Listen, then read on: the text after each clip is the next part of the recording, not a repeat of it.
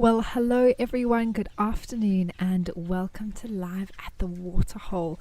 What a wonderful way to start with some elephants at Tau in Madikwe Game Reserve. My name is Amy and I will be with you for the show today, and I'm very, very excited to be back with the Live at the Waterhole family, and I'm looking forward to seeing what we see and just chatting to all of you again and sharing about where I went and what I did, but also about the beautiful animals that we get to see that come down to the waterhole. Remember that this is, of course, a live and interactive show, so please do say hello to me.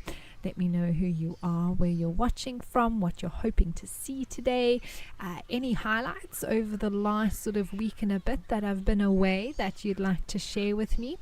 Any updates on the animals that we see, or any special sightings maybe along the way. I'd love to know. And remember that you can send those through via the Wild Earth website or the app. You can also chat to us in the YouTube chat stream, as well as joining the conversation on X using the hashtag Wild Earth.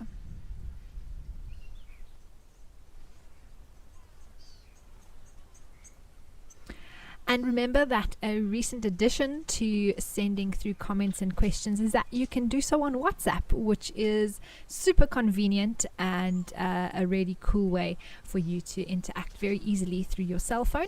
And the number's being shown to you now, so you can just add Wild Earth as a contact and then WhatsApp those messages through to us with any comments or questions that you may have.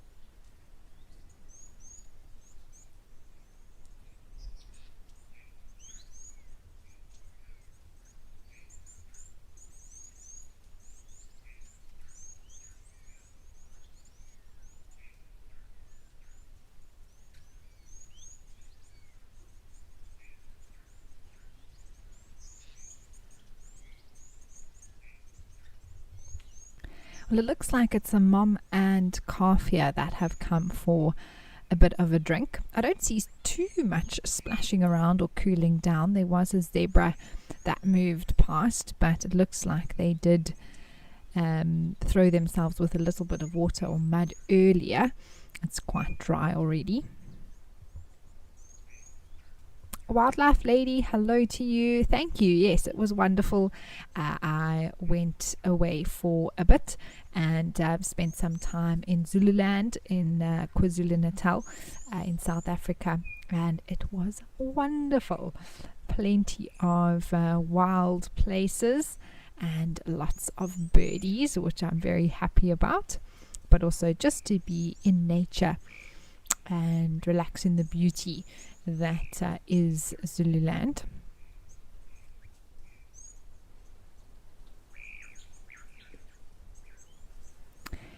Mindy, I hear what you're saying. If someone is watching and has no idea what an elephant should look like, I can tell you that they are a grey animal but their color varies sometimes depending on the soil that they interact with. You can see that this cow has some white markings on her trunk, and that's from the very white sandy soil or clay or whatever is surrounding her. Maybe she got onto her knees a little bit or threw herself with some of that much lighter. It almost looks white from here, but that is also the camera affecting the color. It's probably a very light gray.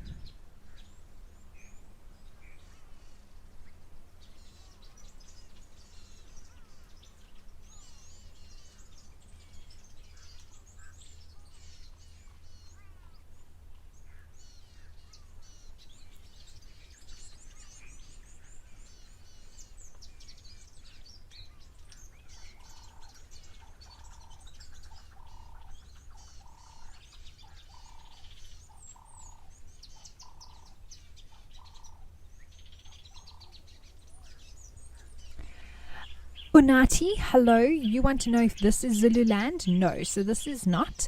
This is actually in the northwest province of South Africa. It's a lot closer to Johannesburg, Gauteng province, just sort of to the western side of Gauteng, and a much more dry, arid type of area in comparison to Zululand, which is a very specific region in South Africa that is north, the most northern parts of the province called KwaZulu-Natal, which is on the eastern coast of South Africa, just below Mozambique.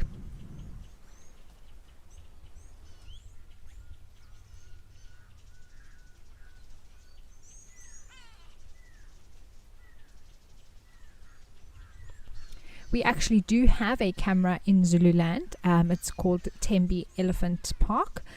We do sometimes visit it during the show, depending on what's happening. And at this time of year, you don't actually, let's say the difference between somewhere like Tau, where we are at the moment, and somewhere like Tembe isn't that obvious because it's very green here.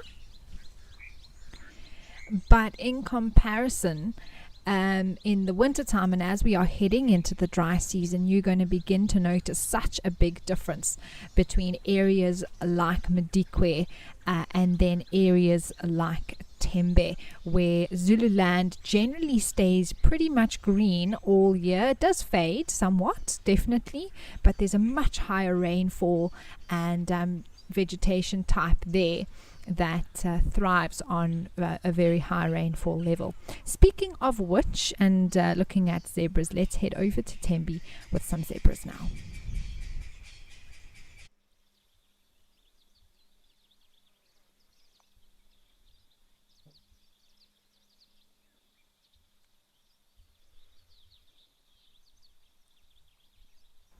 So here we are, Unati. We are now in Maputoland, Zululand, sort of, they are an area that's shared in the most northern parts of KwaZulu-Natal.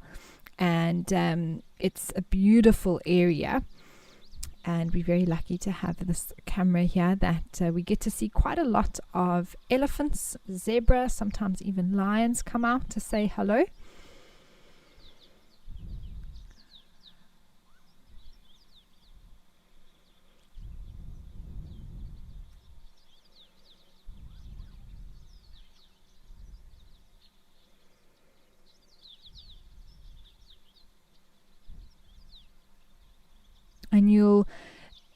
And if you actually visit these places, you'll get a very different feel in terms of the savanna bushveld that you are experiencing. Different tree types in comparison from one sort of Madikwe is sort of this transition zone between very arid to bushveld or savanna biomes. And you've got this crossover happening. And most of the year it's very dry and there's not much vegetation around. But as the rains have come now, and there's been so much rain up in that part of the country, it's just greened up and it's looking beautiful.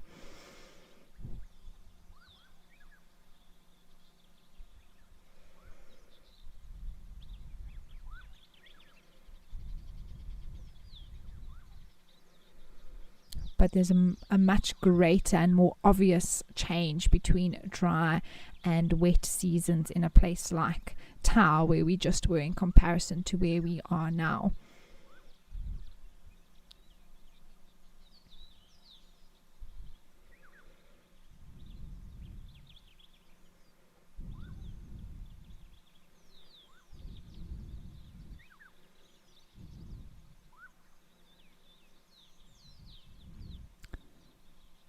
Sion or Xian, I apologize if I'm not pronouncing your name correctly, but you asked where in Zululand did I venture. So we headed up to the small town of Hlhlui, and that was sort of our base.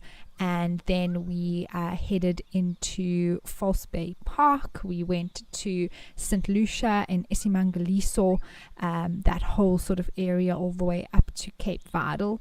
It was really beautiful, and our minds were blown with the birds that we got to see, and just it's known as Isimangaliso Wetland Park for a reason, and it was my first time really seeing the wetlands. We saw buffalo, there's elephant in the park, so it's really amazing to have that sort of incredible experience of viewing wildlife so close to the ocean, which is something that you don't always associate one with the other. But it's a very cool area. We didn't do this this time. It's a little bit past the season for the turtles, which is a very special thing that happens around Cape Vidal and up that coastline, where the leatherback and loggerhead turtles come out the water to lay their eggs in December, and then about a month or so later, I believe, the little ones come out and go down to the sea, which is something still on my bucket list to see. But this is all sort of the area that I'm speaking about. And then we went down a little bit further south to areas around Mtanzini and Eshawi. We went to Ongoya Forest, which is the very famous forest in Zululand where the green barbet lives. It's the only population of green barbets outside of the other population in Tanzania. Very limited, and very few of those birds left, about 200 breeding pairs or so in South Africa. They can only be found in that forest, so that was also a little bucket list tick to go and see that bird. We were very lucky to find it. And then we went to the beautiful forest, mistbelt forest around Eshawi called Glinza. And we did the aerial boardwalk there, and we got to see the eastern bronze-naped pigeon, which, oh my word, I couldn't believe it, but it happened. And it was just beautiful to see just so many different tree types. I mean, botany in terms of tree species and things like that can be a little bit overwhelming, to say the least. But I will say that it is something that the trees make an area. The vegetation gives you a certain feeling of an area. You might not realize it, but subconsciously you're noticing that this area looks a certain way and another area looks a different way. And that has to do with the vegetation that we are surrounded with. And in these beautiful sort of forest areas of Zululand, you've got these things like fluted milkwoods, for example. You've got areas of special, very endangered biome called sand forest, which is home to things like the African broadbill and some other special birds that are really limited only to that, which is made up of lebombo wattles and torchwoods or greenthorn trees. So my eyes were really opened in terms of just absorbing so much of our beautiful country in a different region, which actually I started my guiding career in, but moved quite quickly into the Lowveld. So it was really nice to go back and visit that again.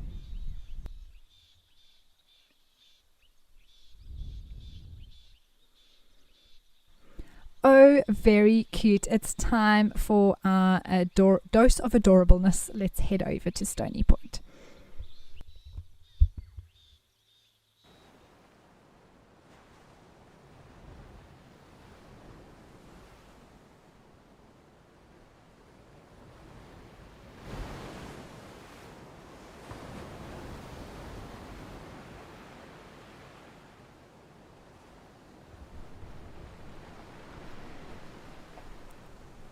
looks like these two came out from the water and are just drying off. You can see how some of their feathers are still a little bit shiny, and I think that's from the water, from the ocean, as they've come out, and now they found a great little spot where they are sunning themselves.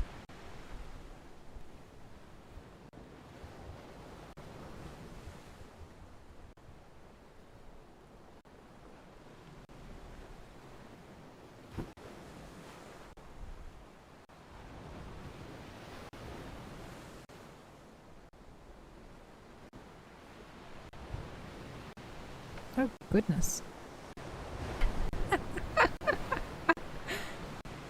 This is interesting. We are heading into one of the peak breeding times for African penguins. I wonder if this isn't a pair. I don't know what that was. A little bit of sort of bonding, maybe. I can't say I'm exceptionally well versed in African penguin behavior. I'm learning so much from just having our cameras here at Stony Point with them. This one closest to us has a feather stuck in its beak. Obviously was doing some preening, applying some preening oil to its feathers, and it's just got one loose one that's stuck there.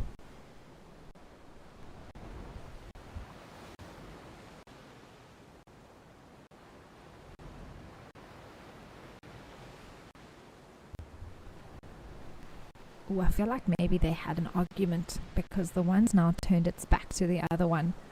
That was a bit of a squabble. It's like, fine.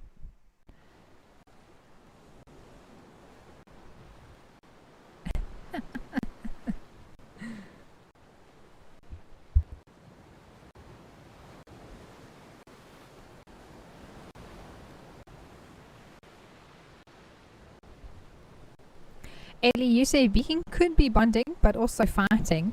It depends. Lol. I mean, that is the story of the animal kingdom, I would say.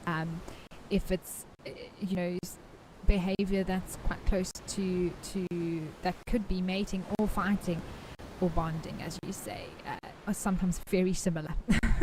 So it's difficult to know, are these two fighting or are they bonding in order to mate or something like that.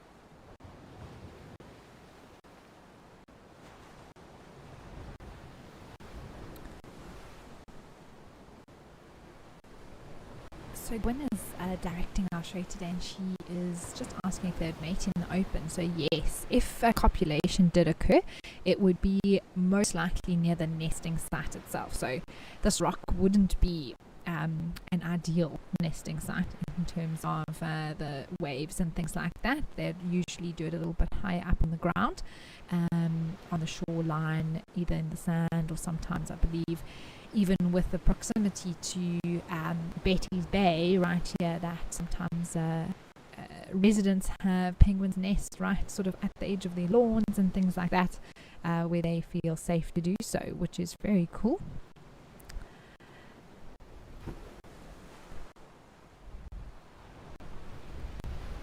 But like most animals, I suppose, mating happens when it happens, and they don't really go into anywhere private to do so.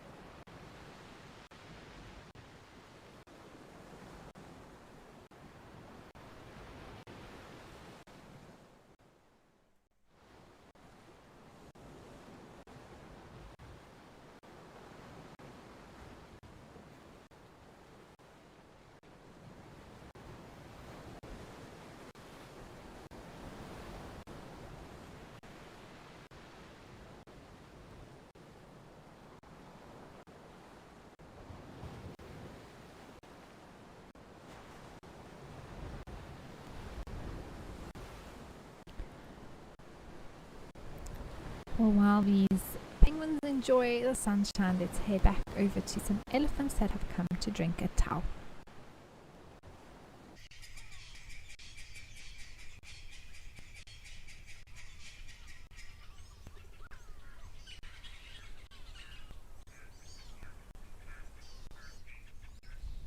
Well, here we have a small herd that's come to the water. There's one on the right there, quite a big youngster that was suckling from mom.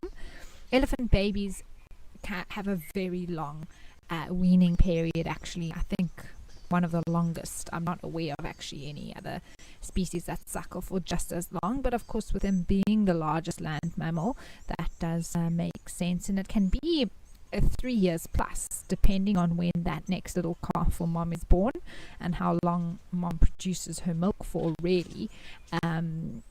But it is, I've seen some very large babies, inverted commas babies, because they're not babies anymore, still trying to get milk from mom.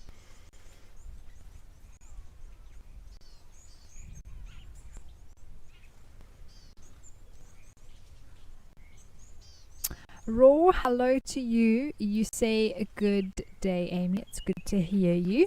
When an Ellie's spine is very prominent, does it mean that it's old or out of condition?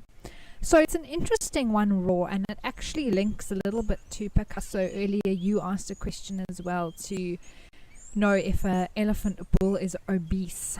When it comes to wild animals, specifically anything in captivity that is not given sort of its natural area and time to be active and do its normal animal things, can potentially gain an unhealthy amount of weight. But out here in the wild, it's very difficult to find an obese animal. They eat what they need. They are constantly burning calories, doing what they need to do, and everything is just perfectly in balance. You do see animals that can be underweight. And just to point out that this elephant that's about to spray itself with a whole bunch of mud is going to show you what I was speaking of earlier, when they sort of change color with the mud that they throw on themselves, which is fascinating to see, but that's all to do with cooling down. Anyway, when it comes to the spine sticking out, if you have a look raw at all of these animals here, all of them have their spine sticking out, especially over the back. And so these elephants elephants in general, almost always, I've never seen an elephant without that spine sticking out. And it just shows that they are just the right weight in terms of what they should be. As they do get older, sometimes that spine does become more prominent. I have noticed that because they are losing weight because of lack of nutrition. Because as they're getting very old, and that all links back to the sets of teeth that they have in their mouth, 6 sets in a lifetime. And by the time that last set comes in at around 30 years old, they don't get another set until eventually they die. So that last set, the more those teeth wear down, the more that they are unable to break down what they are eating, and the less nutrition their stomachs can then absorb from what they're eating. Therefore, as they get very old, that backbone does sometimes become more prominent than usual. But as you can see, all of these elephants that we're looking at have a backbone that sticks out. It's very normal, even a younger one. So what I'm trying to say is a perfectly healthy elephant that is weighing the right amount will have its backbone sticking out somewhat. There are cases in the dry season you do see not only the spine sticking out, but when you start seeing the rib bones, then you can say, okay, this elephant is now on the skinny side. I've definitely never seen an overweight elephant, even though we think of them as very big, to get to a point where those spines aren't sticking out. I mean, that must be, I just don't think their bodies are designed to be able to even get to a point where they can carry even more weight than what they do. And also based on their diet. They're eating vegetation, which, they already have to eat so much just to get the minimum amount of calories needed to survive. So it almost seems a little bit ludicrous to imagine them being able to eat so much that they start gaining weight to become obese. Healthy weight, their ribs aren't sticking out, they're looking good. The spine will still possibly bend at the back like that. And like I say, as they get older, yes, that spine does become more prominent. Or if they do have a disease that's affecting them and they are losing weight.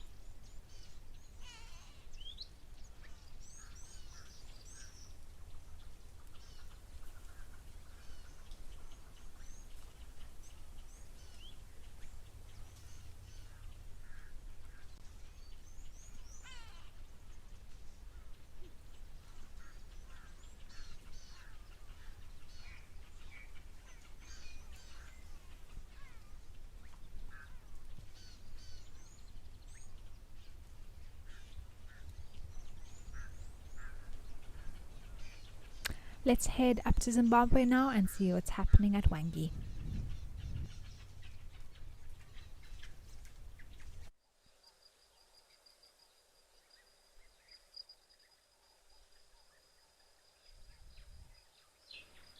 Oh, lovely. We've got some wildebeest here, and these look like the most recent youngsters that were born right at the end of last year, the beginning of this year.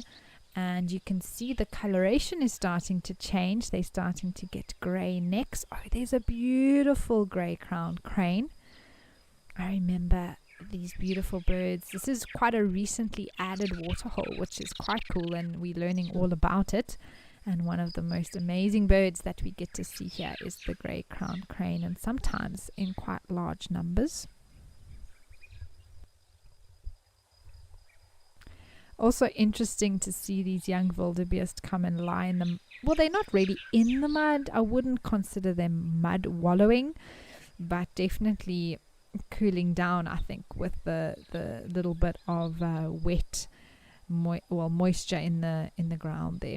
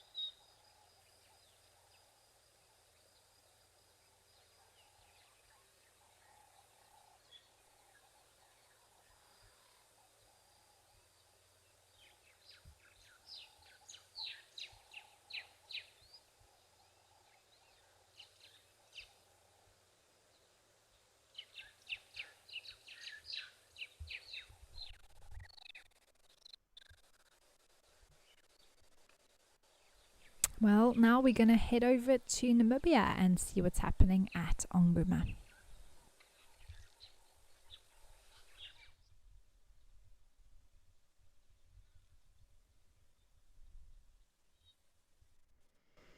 Oh, beautiful. And what a perfect moment to explain to everyone watching who may ask the question multiple times, what is the difference between a springbuck or an impala?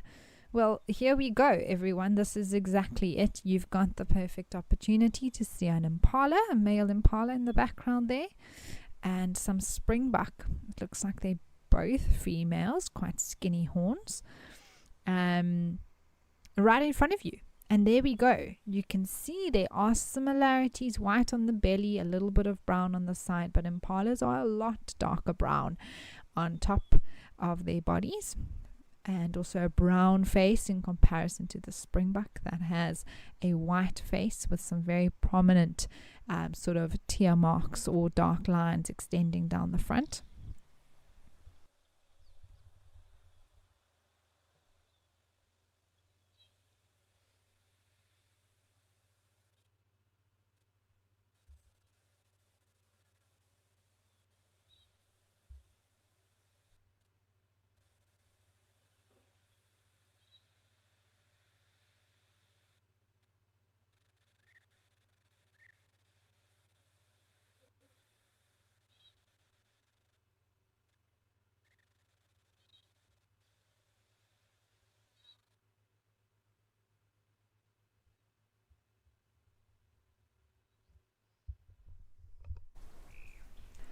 I do also find that impalas are generally a little bit bigger than springbuck.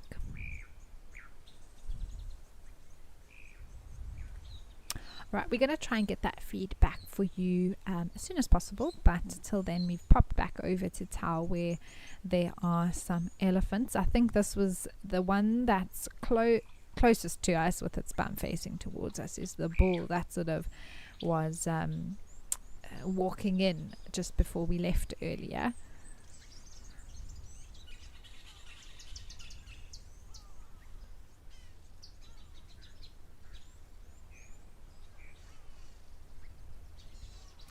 Lucy, hi. You'd like to know, do elephants know all their family members? Lucy, most definitely. Elephants are incredible and have, well, actually all animals, but in reference to elephants in particular, they are some of the most emotionally intelligent animals. They have incredible memories, and they can, like many others, be able to identify their sort of family group by lots of different things, but scent being one of the most powerful for an elephant. And then I believe vocalizing as well. And there was an interesting study that I was reading the other day, shared with me about elephant vocalizations and having particularly different vocalizations for individuals.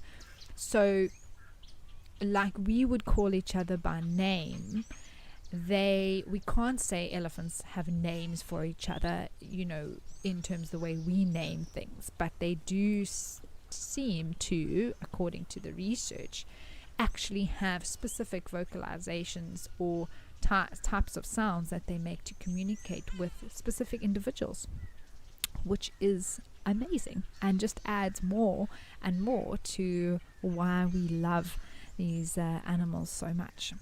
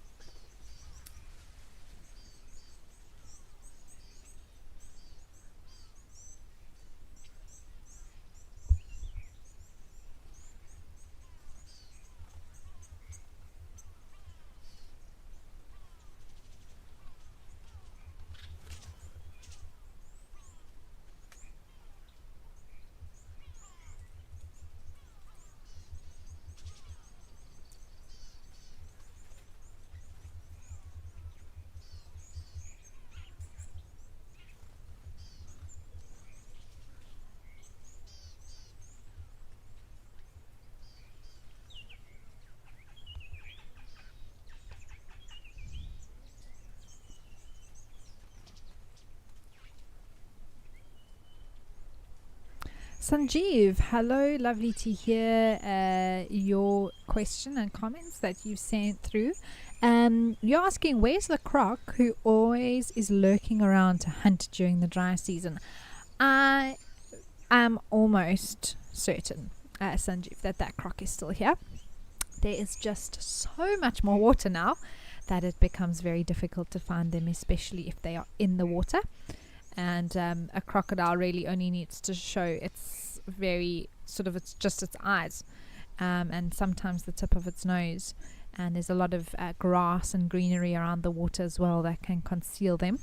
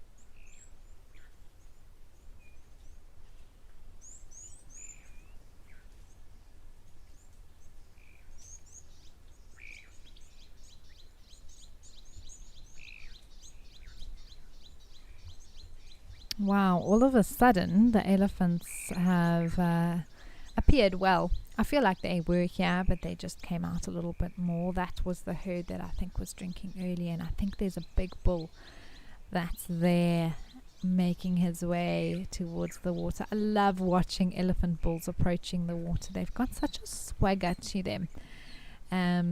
They just demand respect with their size, and elephants tend to also get very excited when they are coming to the waterhole, get a little bit of extra motivation and spring in their step. But it's just a really stunning scene here, taking in the sounds and enjoying the views of all these elephants around the waterhole.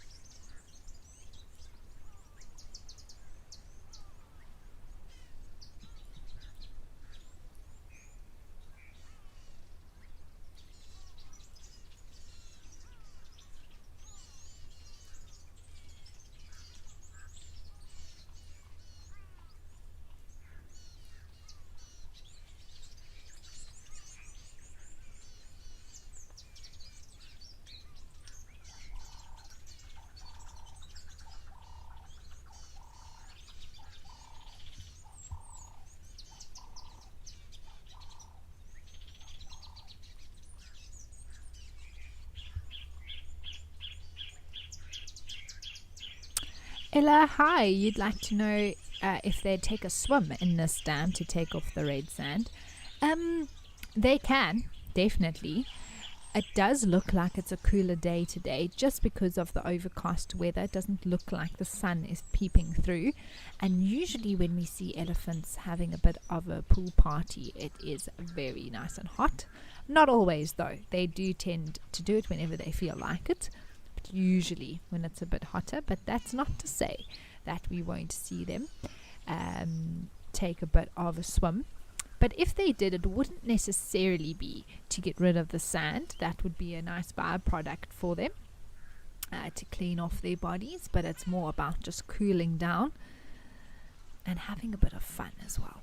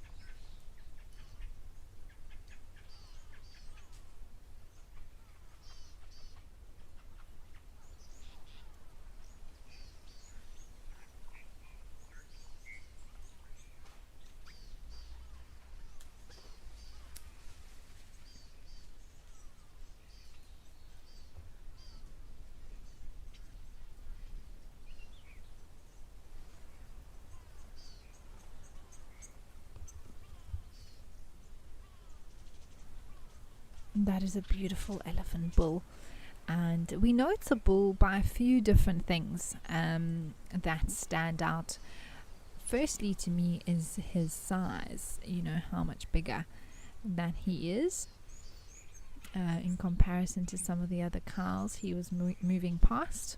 And then of course his genitals, he's got a penile sheath there between his back legs, and the tusks are just generally a lot thicker as well. You can see, look how much bigger he is than those ladies. Very, very interesting. And like I say, this is a treat to have so many Ellies here for us. We're going to head over now to the hide at Wangi.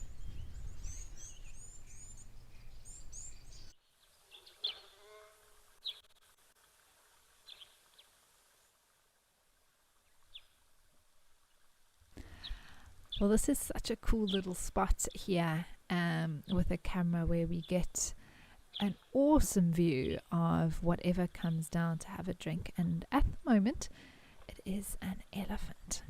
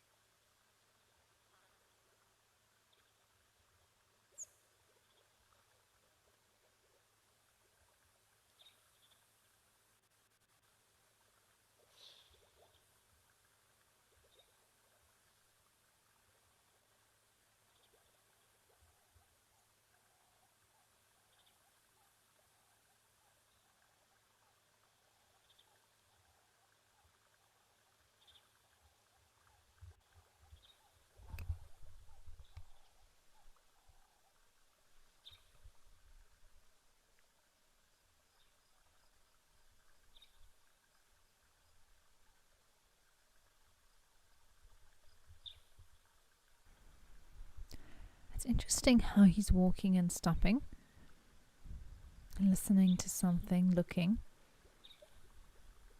I wouldn't say he's bothered at all. He's just noticing something that he's trying to work out. Look how that trunk sort of lifted slightly, and making a decision to rather turn around.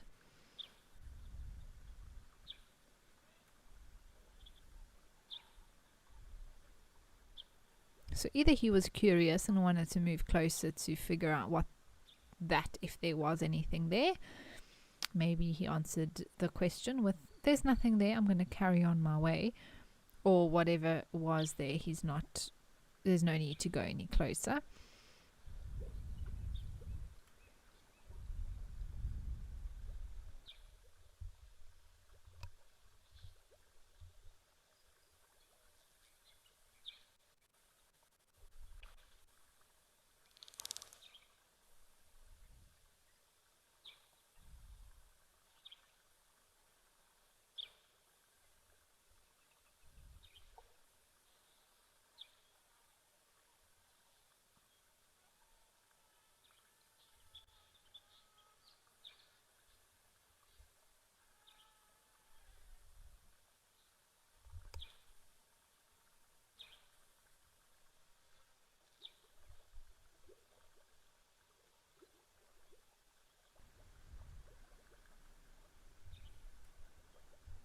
I thought he was going to disappear completely, but it looks like he's just stopping there, maybe in some shade.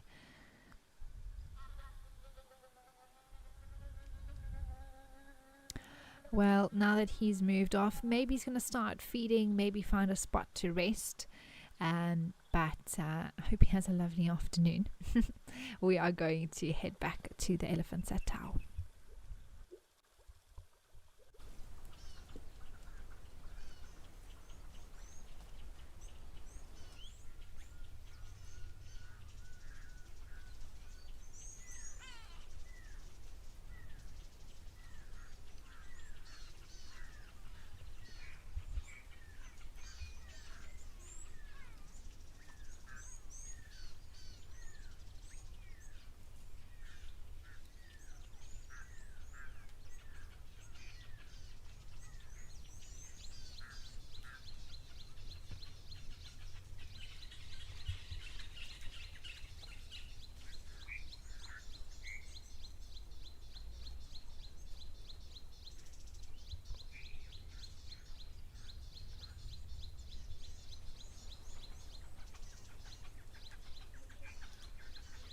I just think elephants must be their happiest at a waterhole.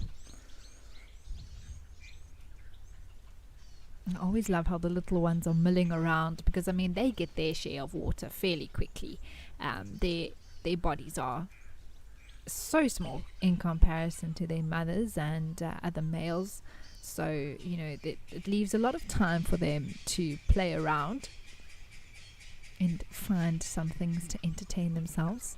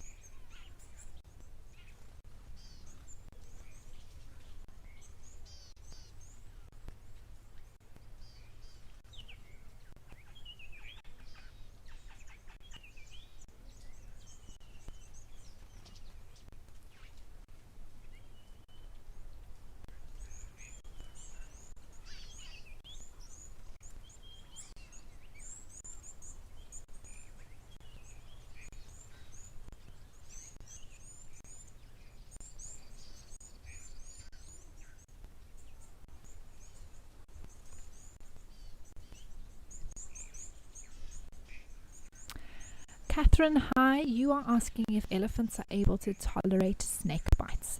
So, Catherine, there's a few variables that we have to consider when answering that question, but as a blanket statement, in comparison to animals like mongooses, which actually have a specific property to their bodies that allows them to be snake bite resistant, or even immune to certain snake bites, not affecting them at all. As far as I'm aware, elephants don't have that property to their blood. So they are vulnerable to be bitten by snakes, of course, and they can be negatively affected, and depending on the snake, even possibly killed by a snake bite with a dose of venom. And that is some of the variable factors. So they can be bitten by snakes. If it's a dry bite, i.e. no venom injected, they're going to be perfectly fine. If it's a smaller snake with even a bigger snake, but they don't inject a full dose of venom, they could also be far more resistant to the snake bite than us as a human, for example, just because their body size is so big that they can it has a milder effect on them, let me put it that way, rather than, oh my gosh, there's a bit of trunk tying going on there. I thought they had tied them together completely.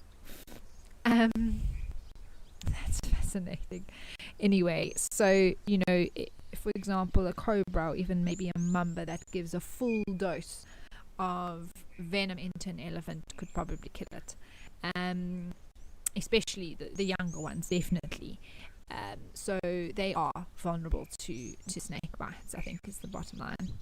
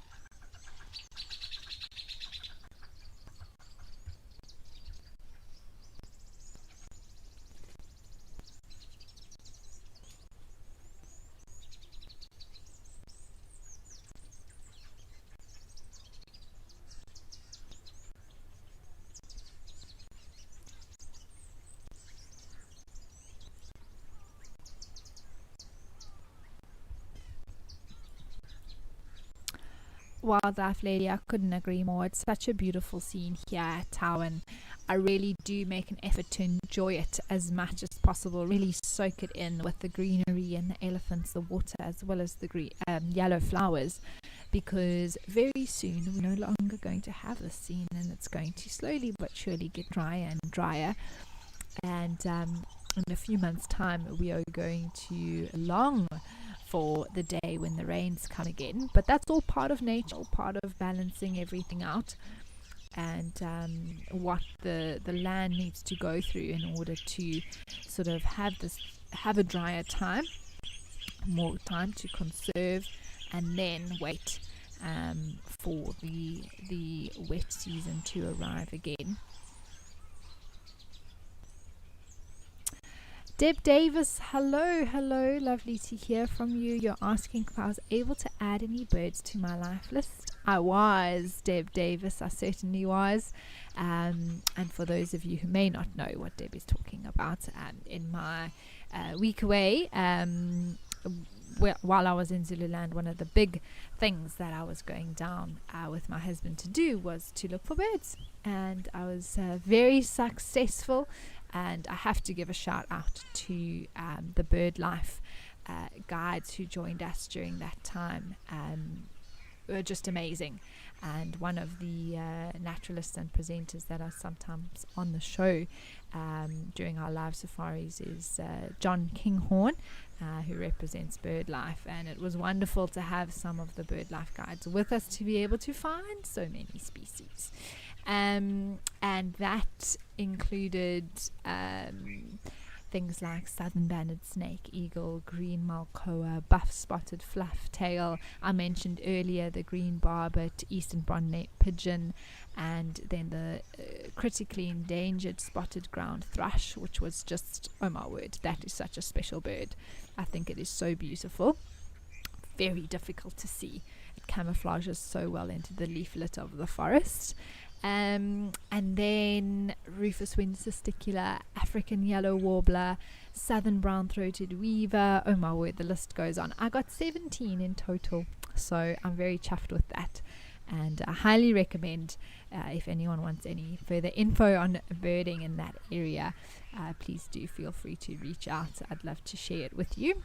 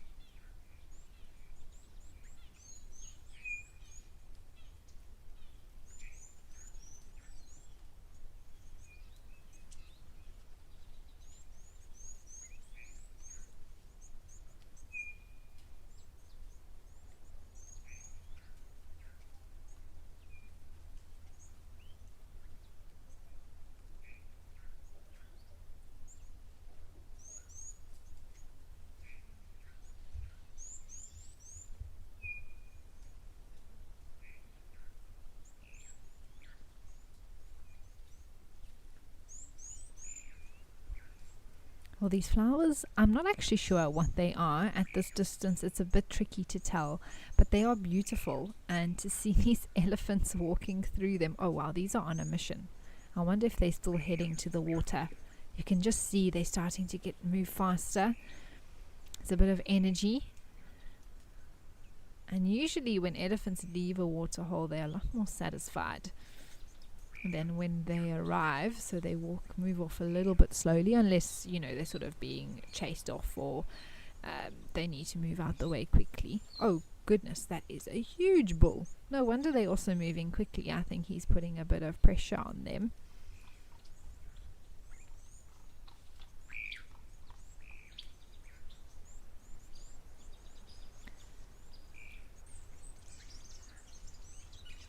Yes, all very, very excited to get to the water.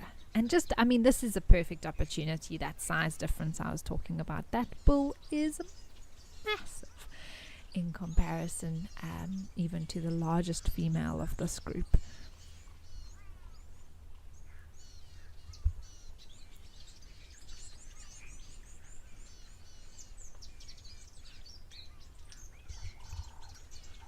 Hannah, you'd like to know if the elephants will eat the flower? It does depend on the flower. There are some flowers that they avoid which are toxic or non-palatable to them.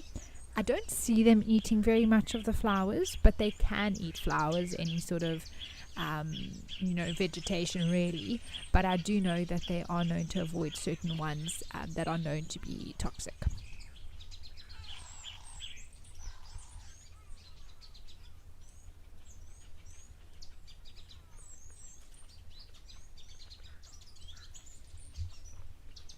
Not to say that this particular yellow flower is toxic, it could be, but it could also be a type of plant perhaps that elephants don't enjoy eating. So, they sort of avoiding it at the moment. Maybe it's very tough, maybe it doesn't have much nutrition to it.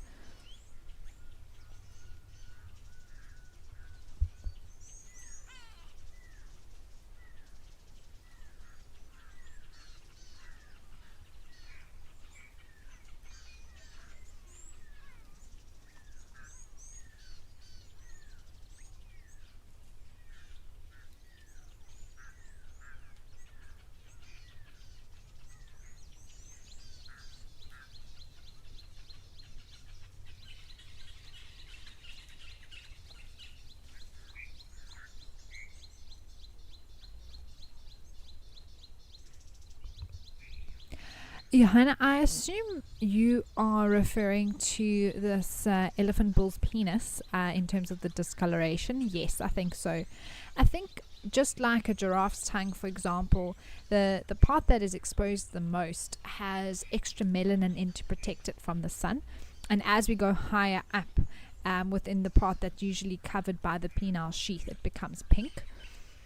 I must say, I will have to take note. If we see any other bulls displaying for us, we'll have to just check where the pink starts for their penises.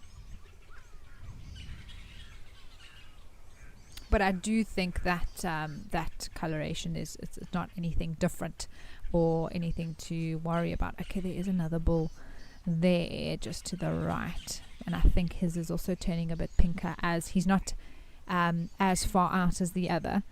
So I do think that the first bit of the penis has a higher melanin level to it for protection, and then the very last bit is pinker, lacks that pigmentation.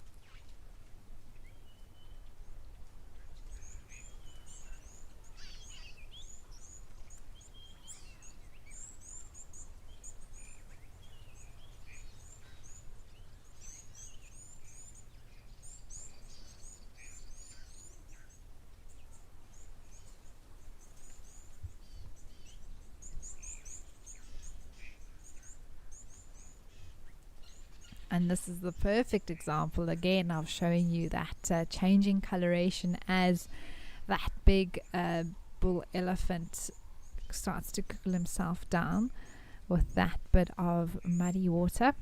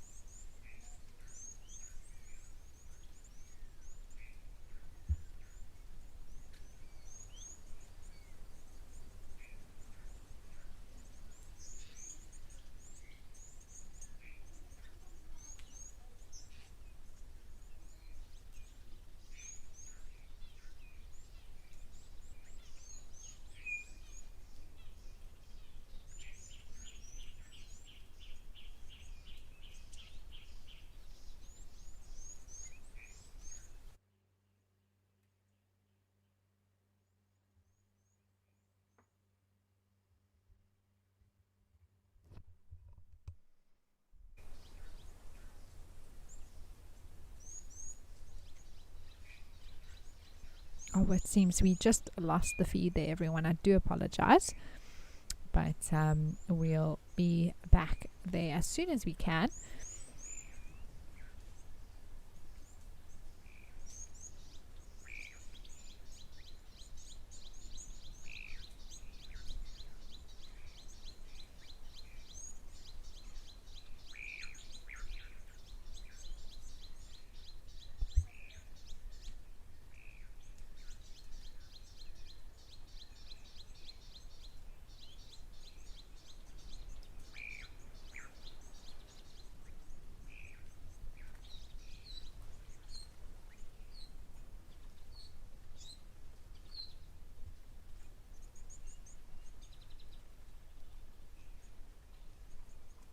And I believe this is also in Madikwe. It is Jamala. We haven't been here for a very long time, and it's so beautiful to see how green it's become, much like Tau.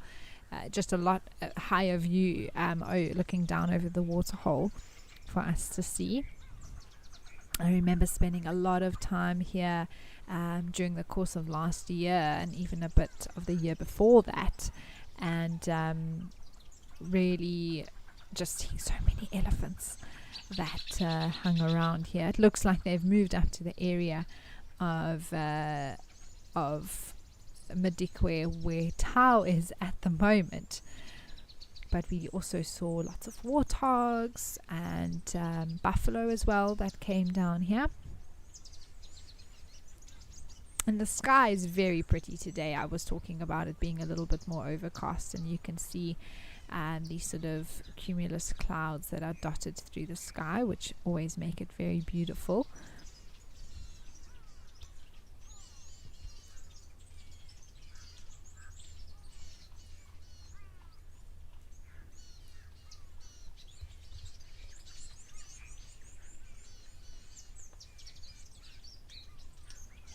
Can definitely hear a lot of weavers somewhere close by that must be still busy building some nests.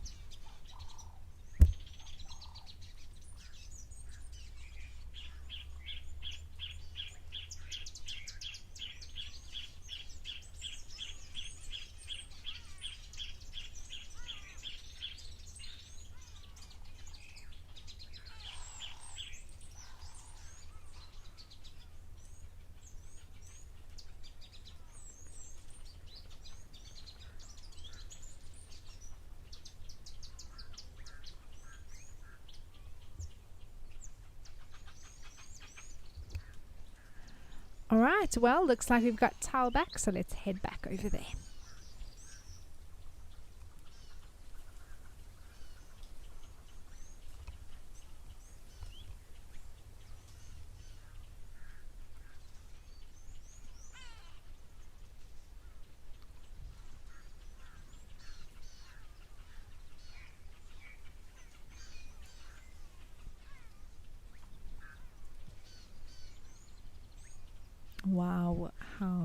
amazing. This view is just, you just can't get tired of it, can you?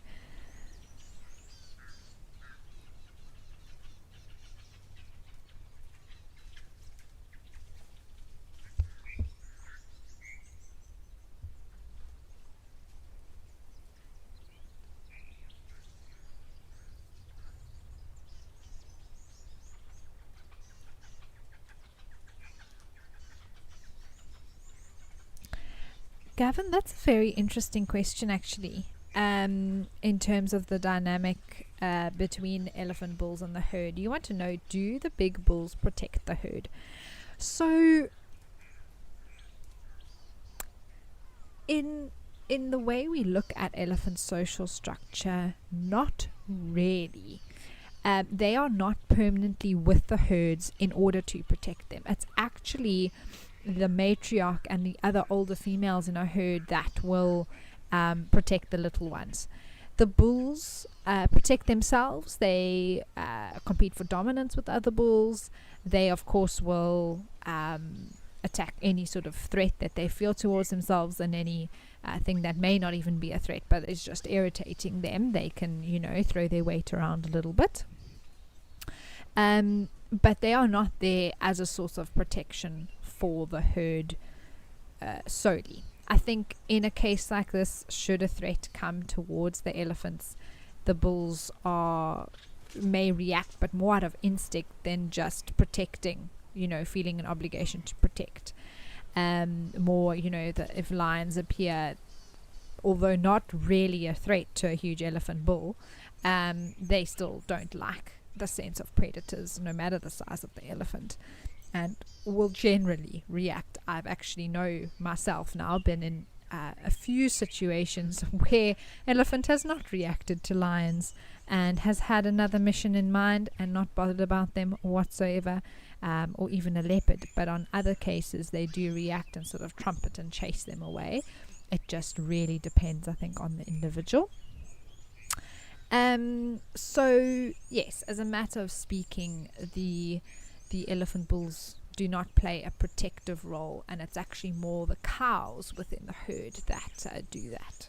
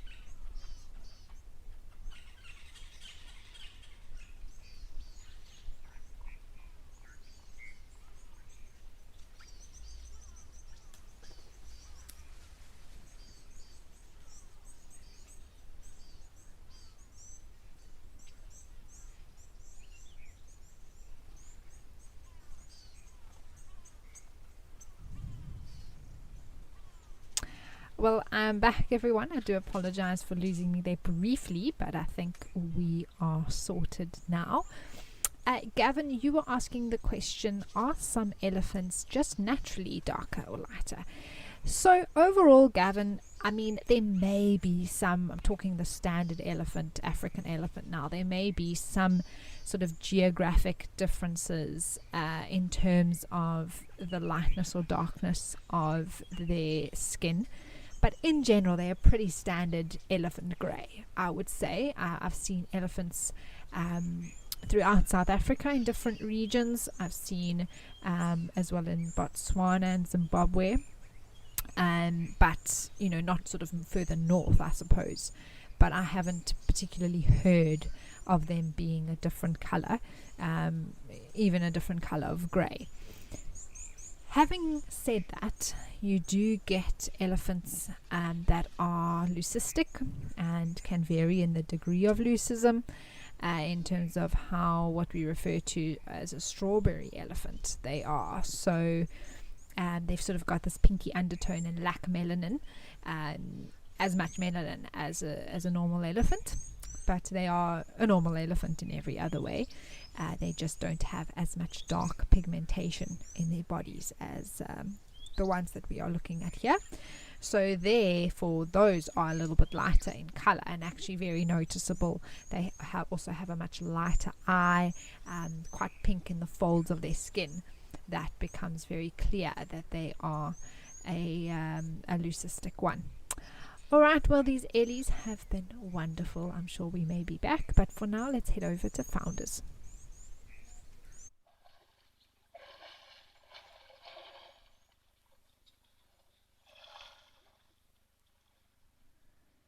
Oh wow! This is a treat from one big grey mammal to another. And these are also actually looking quite red. Here are some beautiful white rhinos that have come for a cool down at the waterhole.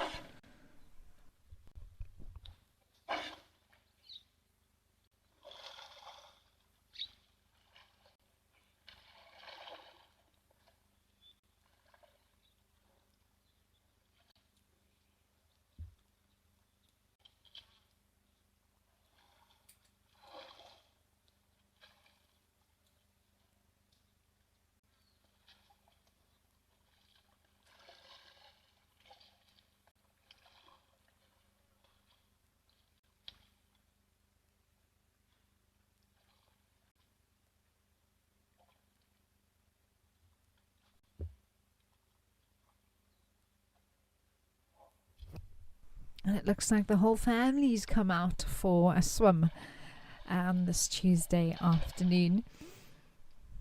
Looks to be one rather large rhino here on the left, and then two smaller ones and a bigger one at the back. I'm not sure if these are females and calves or if there's a bull around. We'll just have to check when we get a chance.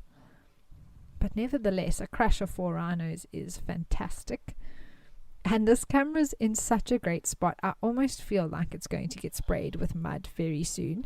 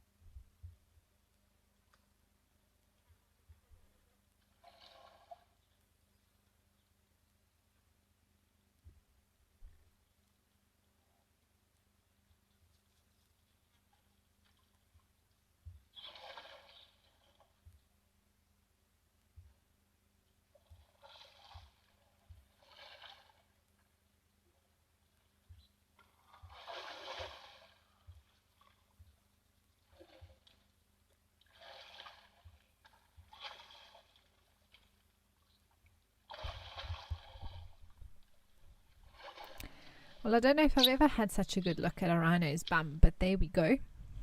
If anyone wanted a close-up, this is the time.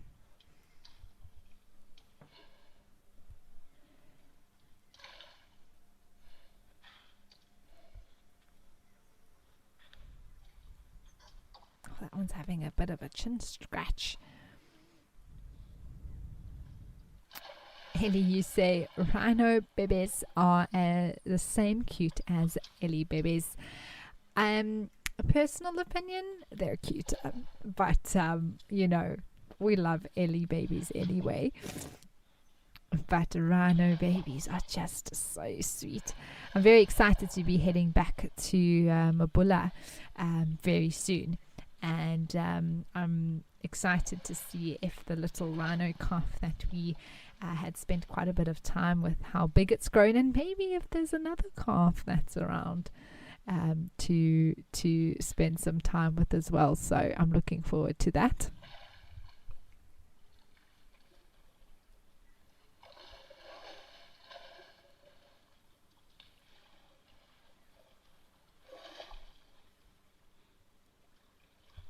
Oh, now it's time for the other side.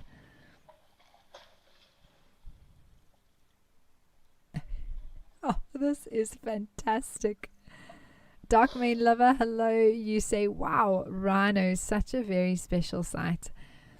I mean, without a doubt, we are limited in the amount of time that we get to spend and share these animals with you all. So to have such a beautiful view of them and to have them out here in the open and doing what rhinos really do best, having a lot of fun in the water. Oh, this little one, you can see it's exhaling under the water. It's creating some bubbles.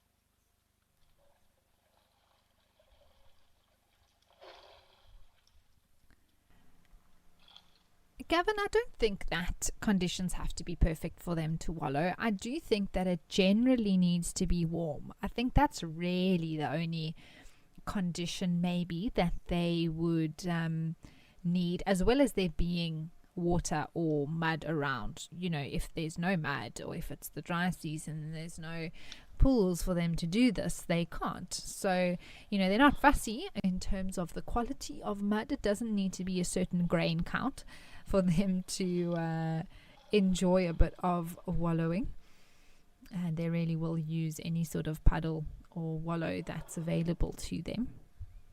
Oh, look at that one using that rock to rub its chest.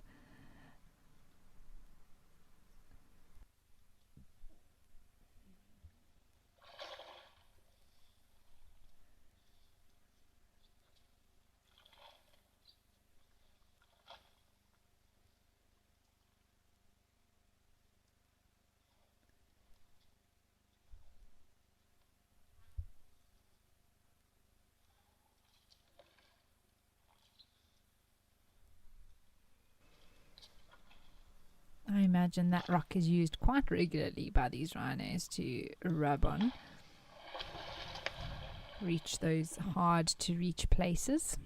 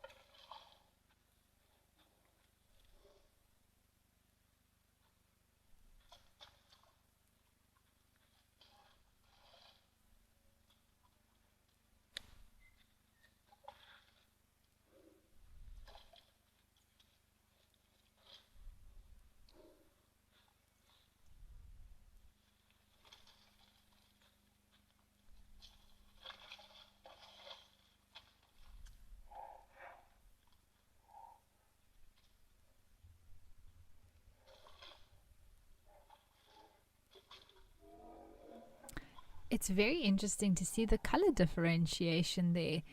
Um, Between the rhino on the left and on the right, the one was on the bank and the other was in the water. And you can see, oh, there we go, a bit of a bum rub. And now transferring some of the darker color, so it's clear that the mud that's in the water in this area is darker than the mud that's on the bank, more red in color. And that just has to do with the soil and how much iron oxide is in some of the mud and lacking in other areas.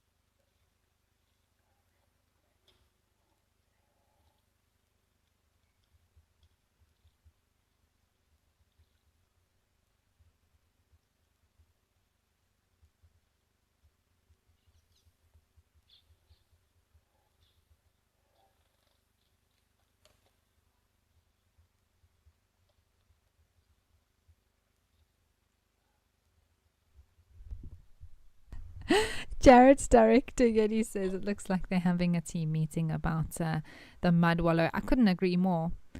Discussing, what are your thoughts? How did you find the mud consistency? Is there anything that we can improve upon? Oh, well, I like the bank. The water was a little bit cold today, but we'll work on getting that warmer for you all.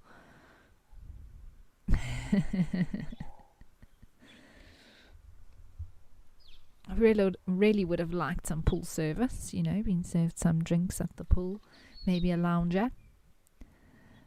Or some snacks, maybe not water. I mean, drinks, they've got water available, but maybe some grass brought to them would have been nice.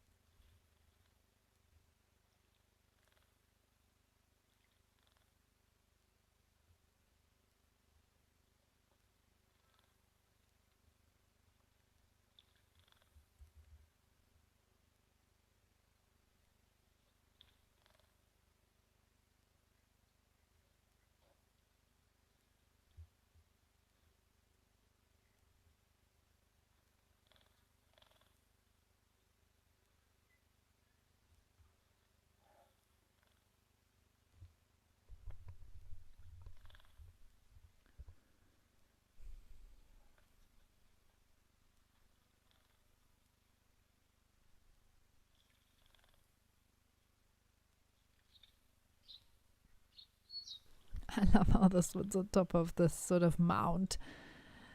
Oh, there's a head of a giraffe moving there in the background. I always love when giraffes come to this waterhole because when they approach, you just see sort of the ossicones and then the ears, and they sort of get gradually bigger. Oh, goodness me.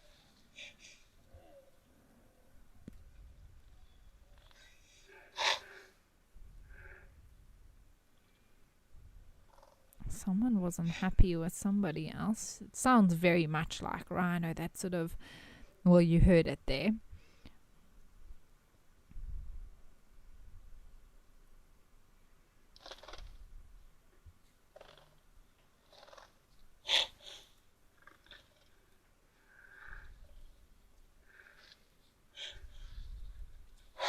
Does sound like there's one close by. Oh, hello. This looks like maybe a male approaching, which could have caused a little bit of disturbance. Yeah, definitely a big male rhino coming in now. He hasn't been near the water yet. Well, a little bit of mud there on the horn, but you can see there's sort of now this interaction, which is so cool to like learn the behavior and observe behavior of white rhino. Interacting is fantastic. It's time for the big boy to come and have his wallowing time.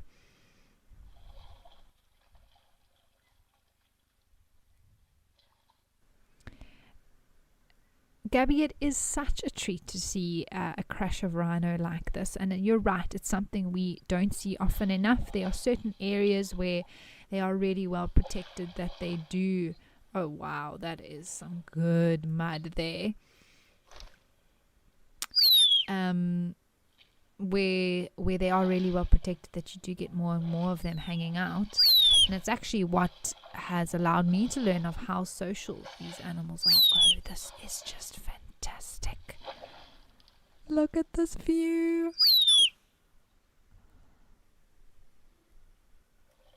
Nathan, you want to know if they ever interact with the camera? Well, it feels like he's come closer just for us. I have seen other animals, especially things like baboons, come up and sort of look and scratch and eye it out. But, you know, rhinos' eyesight is one of their weakest senses. And the camera, for the most part, is really unobtrusive and very inconspicuous. This is just fantastic. I just feel relaxed looking at this rhino. I mean, he has found the ideal spot, a bit of a pillow for his head with that mud there. He's going to have to find a little bit more support, because if he keeps sinking into the mud, his nostrils are going to go under, and that's not ideal, because then he can't breathe.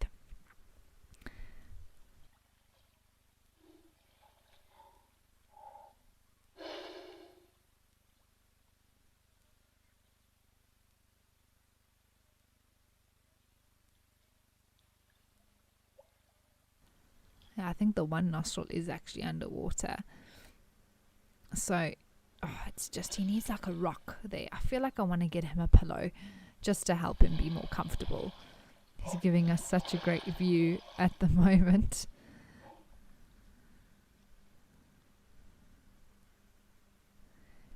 Yuri, I have not been here to Mantis Founders Lodge in the Eastern Cape. I would love to come and see this area. I think it's beautiful.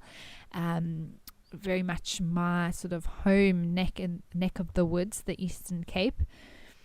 And there are some beautiful reserves in the area that I know are doing some amazing conservation work. And this sort of different region, different biome, different vegetation. We were talking about that in the beginning of the show. And actually within the Eastern Cape there's multiple different types of biomes, but many of the game reserves, they're just different from areas, whether that's Zululand or the Lowveld or even Madikwe.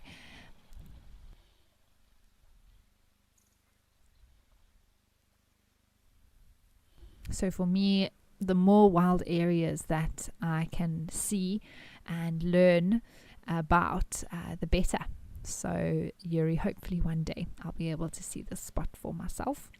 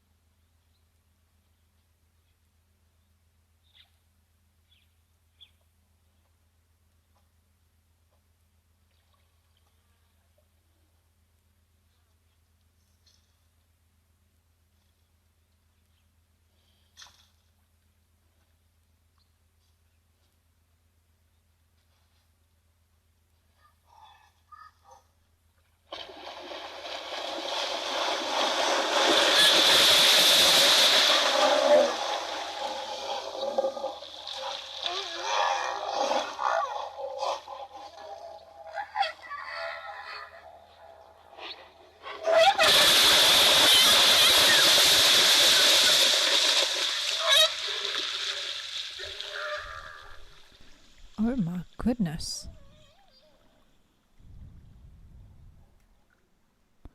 What just happened? There was definitely... I mean, they made that typical baby rhino sound.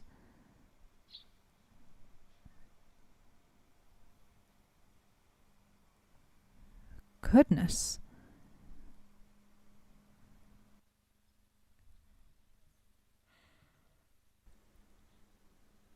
I'm not actually sure what happened there. Oh wait, there's the rhino. It looked like one just was chasing the little one. Goodness me. I feel like we need an instant replay on what just happened there. I don't know.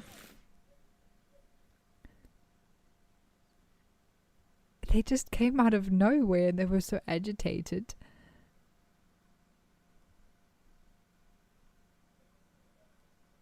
I wonder if that male will come back to the water.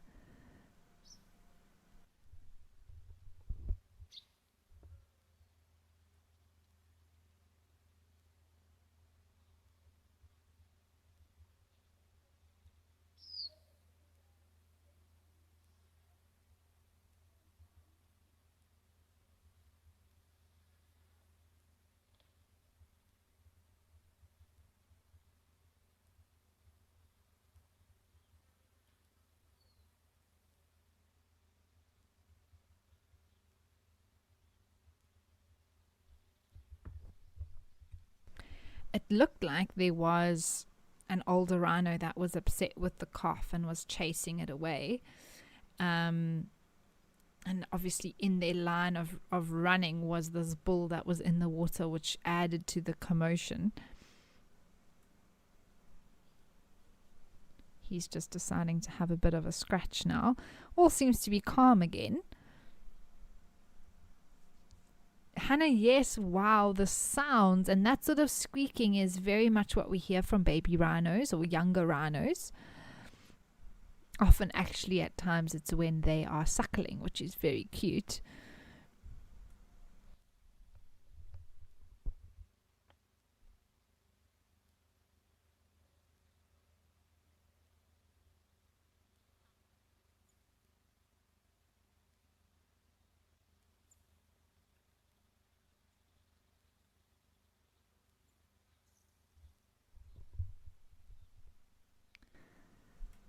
Unless it was this big boy that was just not happy with the others being close and he actually chased them. Yeah, now he's having a little bit of a scratch around the horn and the face, which they do love to do. But he looked very relaxed. It didn't seem like he was upset with anyone, unless that was a very sudden change in mood.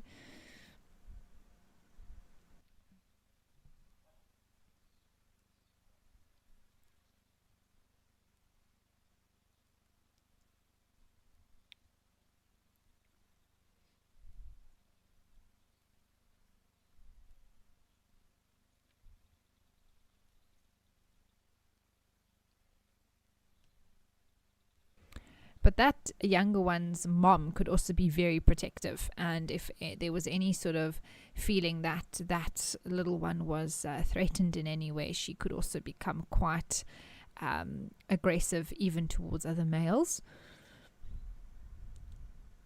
But now we're just enjoying this boy having a scratch against what I think is many rhinos' favorite scratching tree here and stone.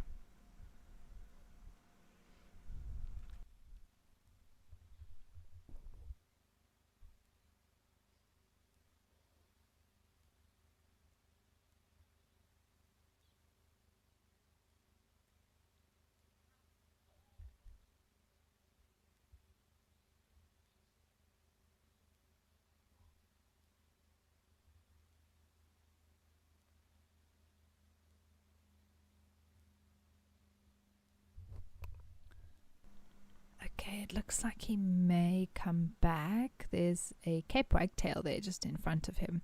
Small little bird with the bouncy tail.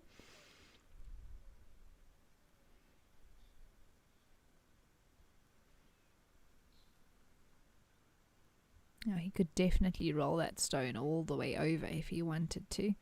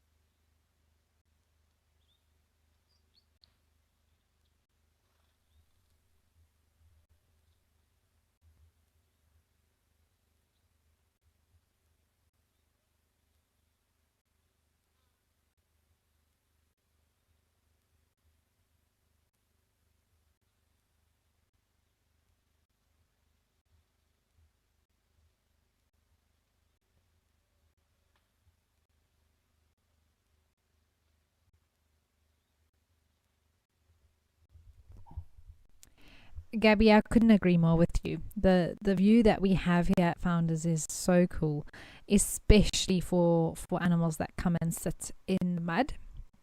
It looks like this rhino bull is now heading off, probably to go find some delicious grass to eat.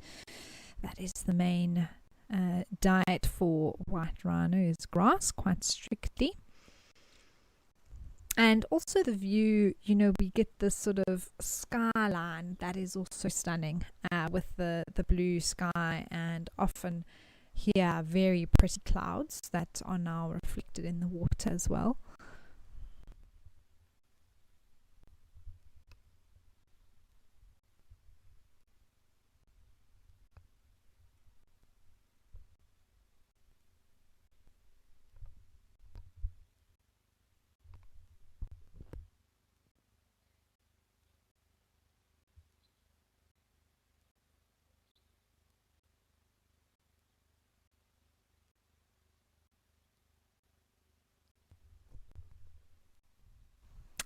Alright, well, now we're looking at a little paper wagtail, and I also saw there was a three-banded plover on the edge of the water. Speaking of birding though, let's head back over to Tau to do some.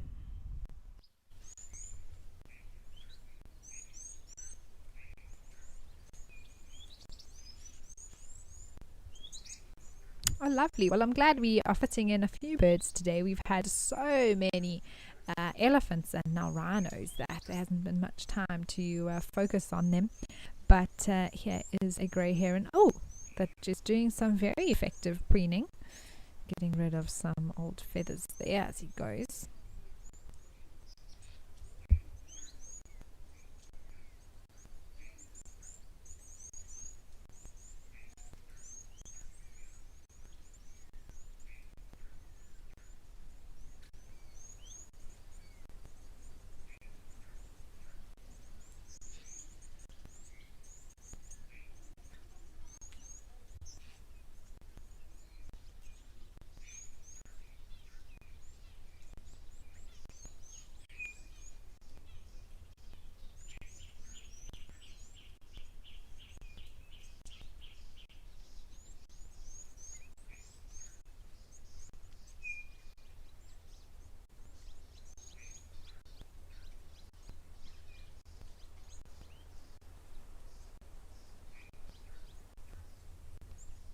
Oh, there's some other birds moving there.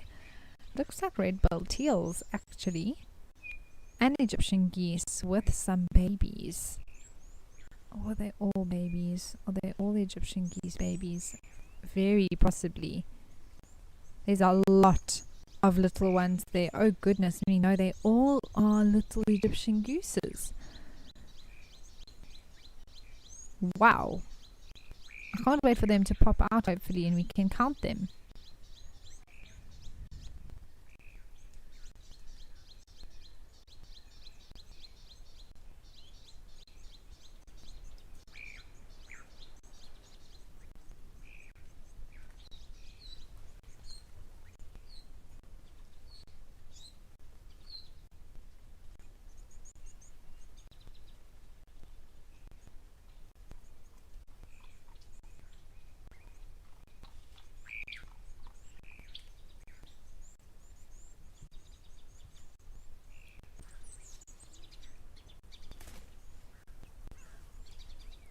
I mean, that looked like at least 10, if not more, little goslings walking through the vegetation here.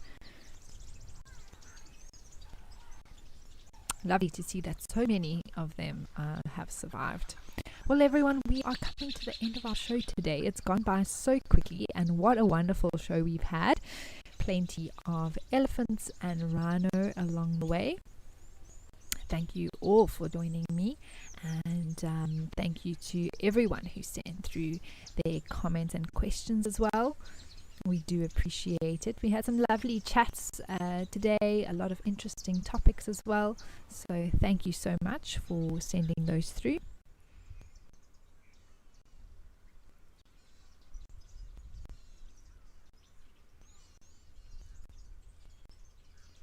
Remember that later on this afternoon, there will be a sunset safari for all our explorers and YouTube members.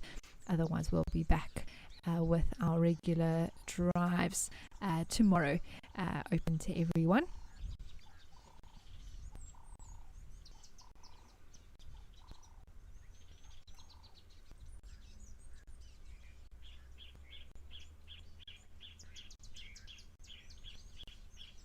I've really enjoyed being back at the waterhole with you all, and I'll see you again later in the week. And I'm also looking forward to jumping behind the wheel again and joining you out on drives. But from myself and the Waterhole team, thank you for joining us today, everyone, and we hope that you have a pleasant day or evening ahead, depending where you are in the world.